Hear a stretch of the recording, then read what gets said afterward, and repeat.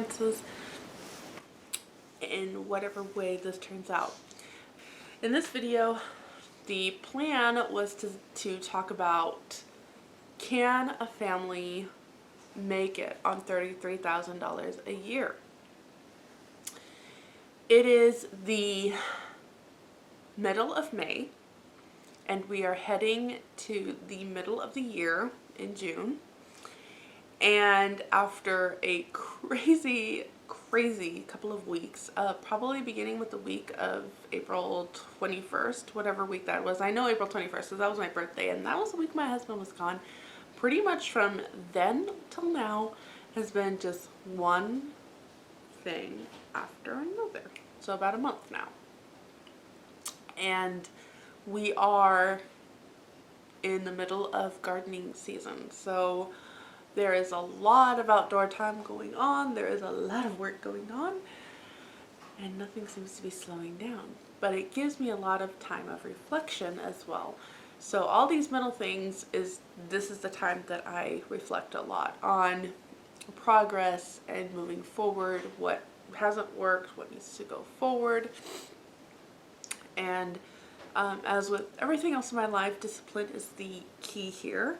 Discipline is such a key thing, and there's an element of grace obviously in all of this because there's just been a lot of chaos. But really thinking about all of the this past year, just even in terms of what our world has been going through, are we doing what we can, and are we doing it well? Are we being good stewards of it? When we look at the picture as a whole, it's kind of like, well, that's a lot of money. It can be doable. That's, maybe like $3,000 a month. What are you spending on that you can't make it on $3,000 a month?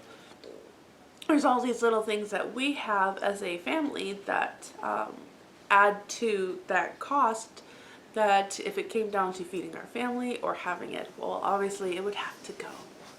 Let's talk about like the difficult mama times, money management, and all of this. So you guys, I sit down with a list of an idea in my mind of how I'm going to make this video, and somewhere along the middle of it, it almost kind of like takes a path of its own, and I run with it, and that's okay. Did I mention that already? I don't know. This is the third time filming it because I keep getting interrupted. Okay. So, like I said, this past month has been really kind of jumping from one thing to the other. And it's also been a time where I have not been able to keep track. Every month, I really ask God. I'm a Christian, and everything I want to do, I really want to, I don't want to say like be in tune with the Spirit. I want to make sure that I'm speaking truth because I'm held accountable for every word uttered. But I also want to show how He works in our lives, because on paper so much of this just doesn't add up. But He increases, He multiplies, He watches out for us, He is all good. Where did those come from? Dogs. They're face. Go show Daddy. He'll be so excited about that. I think what happens, or what can easily happen, and I've done this too, is that when we start focusing on those numbers. So for me, the $33,000. If we're not making on it, what are we wasting? What are we doing? And the focus on the numbers becomes almost like the big picture, rather than the big picture really needing to be, what are our needs and how can we best use the resources we do have to take care of our family and take care of our needs. So how this looks like in terms of this last week is, the big picture was survival mode, I'll be honest, and things just got out of hand. Isn't that what we kind of hear when people come back from big shopping trips? things just got a little out of hand. And it wasn't so much the big shopping trips, it was not even little shopping trips that added up to big things. It was, okay, I need popsicles for the kids, and while we're there, can you pick up some tea? Can you pick up some of this item and that item and so on and so forth? Kind of things that are needed, and that we, since you're at the store and we don't have to deal without, can we just get it and get it now and get it done and over with? There was no accountability. That's not really the right word. There was no routine and discipline. My routine was shot. I have a routine of every Wednesday. I like to sit down. I like to budget, or not budget. I like to balance the checkbook. I like to write down all of my receipts. I like to get the big scope, the big picture, and that didn't happen. This month we were going to kind of do the once a month shopping and start in the way of what we kind of living off what we have here while building a stock up for next month. And then so we were always a month ahead in our groceries and whatnot.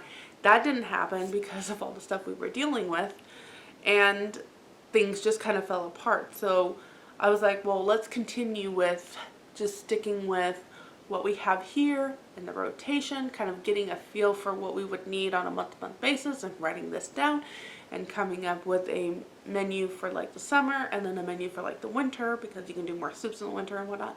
You know, I had this whole thing in mind of what I was going to do. Nothing happened. Nothing. I wasn't a lazy butt the whole time.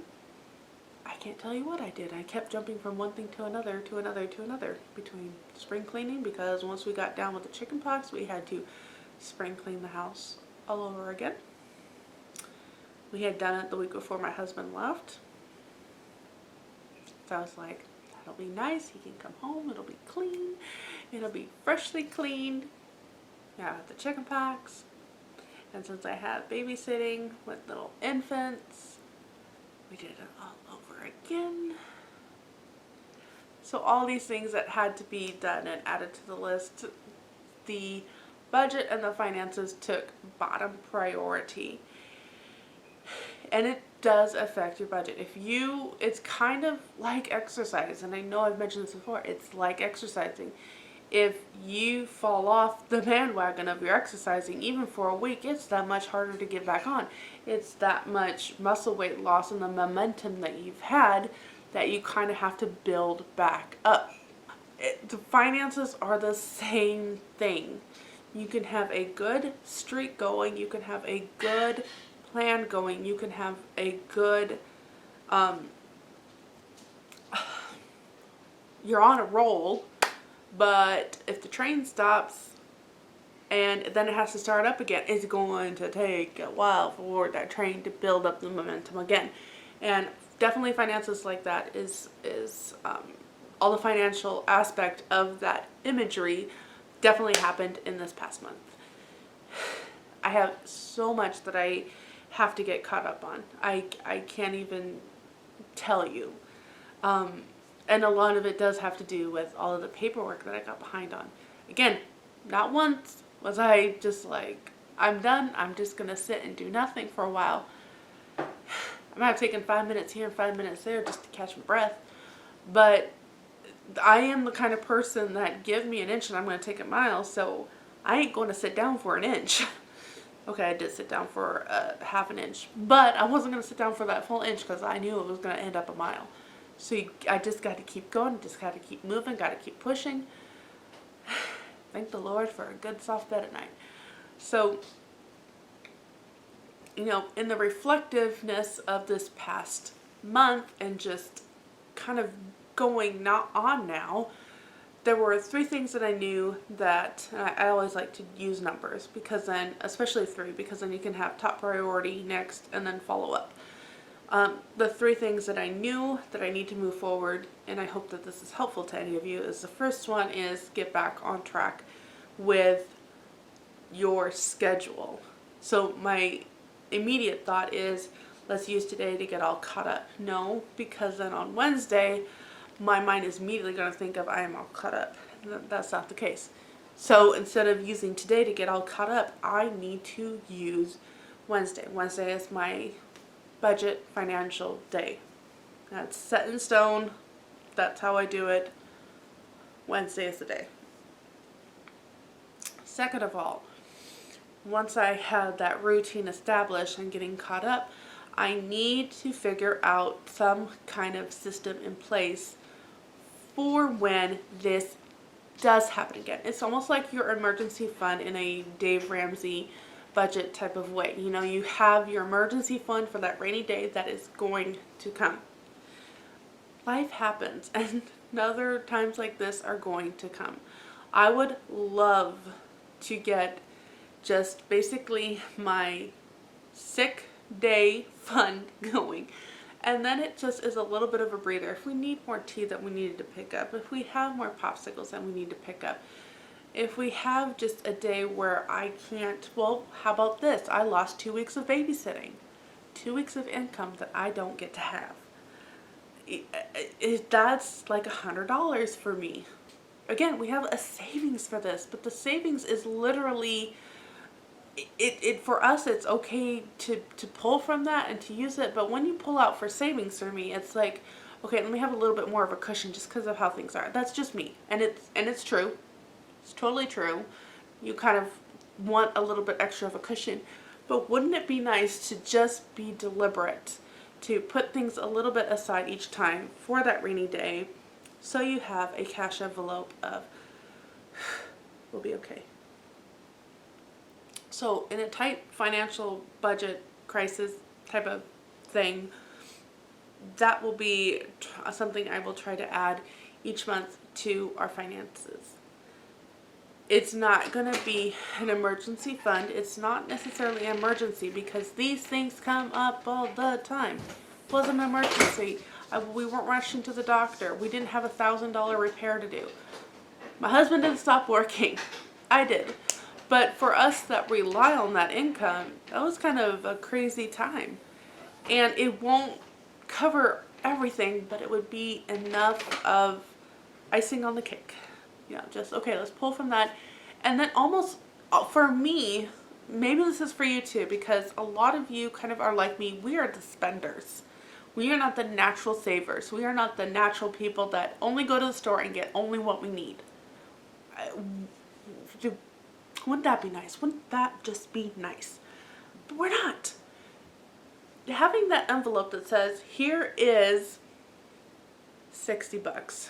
I'm throwing a low number out. I'd like it more, but let's just say, here's $60 for when you're sick again and you don't have it. For me, I'm going to see that $60. Are you 11? Okay. Hashtag mom life. Where was I? The third thing, I don't know if I finished the second thing. The second thing is to have that envelope, have a challenge of trying to stick to what's in that envelope, the things we need because of what we didn't get. The third thing that I personally am going to do, and maybe that's something that would be useful for you this month, is I need to assess and recess. We're in a recession. I need to assess our budget. So there are some things in our budget that obviously or things that we budget for that obviously the money has to come from somewhere. So I do the thing that you are not supposed to do in any kind of financial class. Rob Peter to pay Paul. But I do it. Here's how that works. Groceries, our Christmas fund, our birthday fund, and well, I know those two especially. I'd have to look at my budget, but those two get cut for this month. Does that affect us later on? Absolutely, but those are extras. They are not needs. So those get cut this month in order to have a little bit extra for the things we do need, like groceries. Because again, what I bring in is our grocery money. So that has to get cut. Now, what I mean by robbing Peter to pay Paul, in our particular circumstances, this is something that is very important to note. There are times of the month where we have an extra paycheck or a little bit extra money that month, whether it be during the summer when he gets a summer paycheck or vacation paycheck, I think is what it's called, or Christmas time where you get a Christmas bonus. There are certain times of the year where you get an extra paycheck. And usually for us, those kind of help kind of cushion in the months where we have less. So it just basically goes back into saving because we pulled from savings to cover that month. But what I can do is I can put a little post-it note in on that envelope or in that budget or something that says, I robbed Peter May 2022 from property tax. It's not due until November to help cover this amount of needed income this year, month. I can't think. Anyway, I robbed Peter to pay Paul. Again, not something that's recommended. And here's one reason why it's not. You are banking on something that is not necessarily guaranteed. There's no guarantee on a Christmas bonus, and there is no guarantee on a vacation pay week or whatever it's called.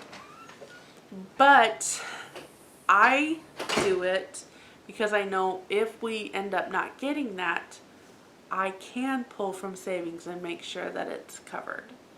But the idea, again, with our savings is not to rely on it.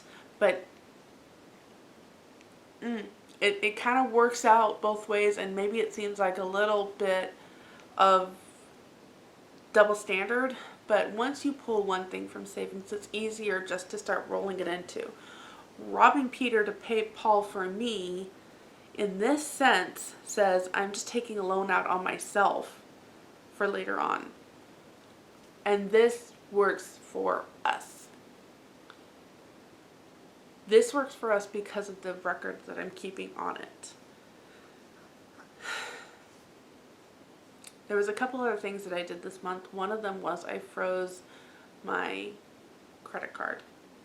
Now, it was my understanding that if you freeze your credit card, things that were automatic payments would automatically come out. That's what it said. That is not accurate, by the way. So that didn't work. But just having it frozen, knowing that I couldn't use it to pay for the groceries, use it to do this, I had to use what I had, kind of again put me back in that discipline. So we took out the unnecessary things from our budget, reassessed it,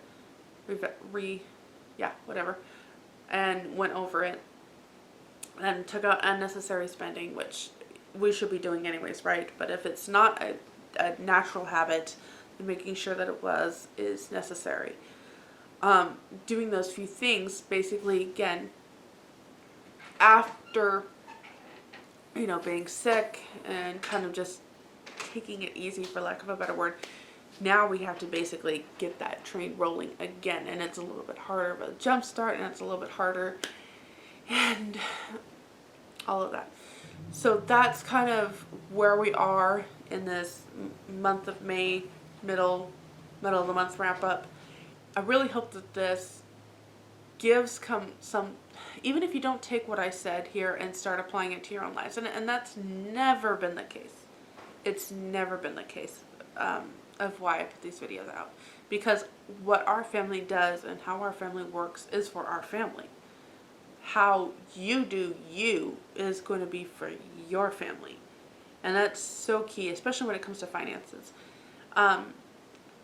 Even spousal differences of, no, this is important to me, we're going to do this, even if I don't agree, that's going to be different. I can say it's got to be this way for you guys, for you, and then your husband might say, heck no, we're not doing it that way. And then we have this conflict going. Whatever your husband says is what goes. In a biblical home, if you follow biblical standards, he is the head of the household. What he says goes. Not to say that you just sit around do nothing. It's just the final decision becomes his. So if you've presented something and whatnot, I'm not going to turn this into thing, but if that is a biblical structure. All right, I've wrapped it up. Not sure where I left off.